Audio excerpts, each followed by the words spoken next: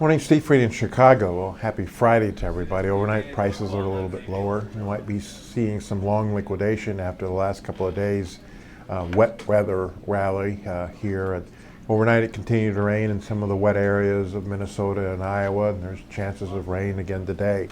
The long-range maps show a little bit more dryness and maybe even a little warmer temps for that area as the rains shift more to the south over the next week or maybe 2 weeks. There's no real ridging in the long-range maps, which suggests that U.S. crops should be mostly favorable. There is some talk that on Monday the USDA could drop their corn and soybean ratings slightly due to the wet weather across the Northwest. Overall, price direction from here on out will depend upon the summer weather, especially July for the corn and July and August for the beans. And so far, expectations is for normal weather, which should weigh on prices.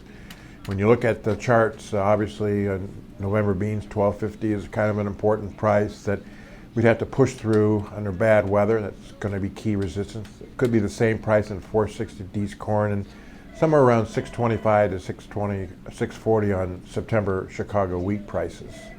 Not a lot of news overnight. I think that everyone's kind of focusing a little bit on the talk from China that they have record corn stocks and they may be forced to sell some of those stocks into the domestic market. That could weigh on corn prices. Besides the weather, the USDA's got a June 30th acreage and stocks report. Could be critical for old crop beans. Could also be critical for corn price reaction.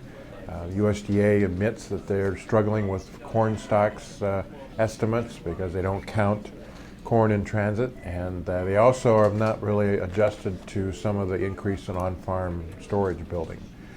That would make the report pretty volatile on June 30th. We'll also be watching to see if farmers planted a little bit less corn acres than they said in March, and we'll also be seeing if they switch to beans and how that may impact prices also. Globally, we're watching the unrest in Iraq and the impact that may have on commodities. The Fed this week said that they probably won't be raising interest rates anytime soon. That offered some bullishness in the metals. It also offered some maybe long-term bullishness in the stock market, and we'll see if that has any impact on commodity prices. As always, these are my thoughts, not those of ADM or ADM Investor Services, and have a safe and profitable trading day.